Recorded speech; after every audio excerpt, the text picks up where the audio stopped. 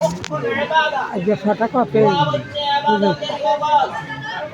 দোয়া দ্বারা আল্লাহ পাক কোন হাদিসে রাসূল করিম সাল্লাল্লাহু আলাইহি ওয়াসাল্লাম হাদিসে বলছেন যে আত-তাকদীরু লা ইয়ারুদ্দু ইল্লা দোয়া। এর তাকদীর পরিবর্তন হয়ে যায় দোয়া দ্বারা। কি দ্বারা?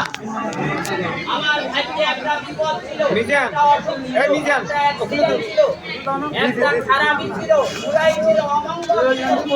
আমার এই অমঙ্গল, আমার দোয়ার কারণে, আমার এই বুড়াই, আমার এই বিপদ, আমার এই অ্যাক্সিডেন্ট, আমার এই অসুখ, আমার এই সমস্যা আল্লাহ পাক আমার দোয়ার কারণে আল্লাহ পাক পরিবর্তন করে দিবেন, দূর করে দিবেন। সুবহানাল্লাহ। তাই আমরা দোয়া করতে আলসি করব না। দোয়া আন্তরিকতার সাথে মনোযোগ সহকারে আল্লাহর দরবারে আমরা দোয়া করার চেষ্টা করব।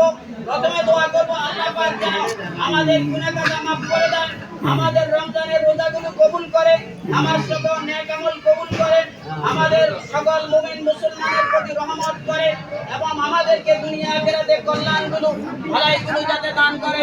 যাবতীয় কল্যাণ বুরাই থেকে, অমঙ্গল থেকে, বিপদ আপদ, অ্যাক্সিডেন্ট থেকে, অশান্তি থেকে আল্লাহ পাক যেন আমাদেরকে আশ্রয় দান করে। তাহলে সেজন্য আমরা দোয়া করব। আবারও ইস্তিগফার বলেন, আস্তাগফিরুল্লাহ।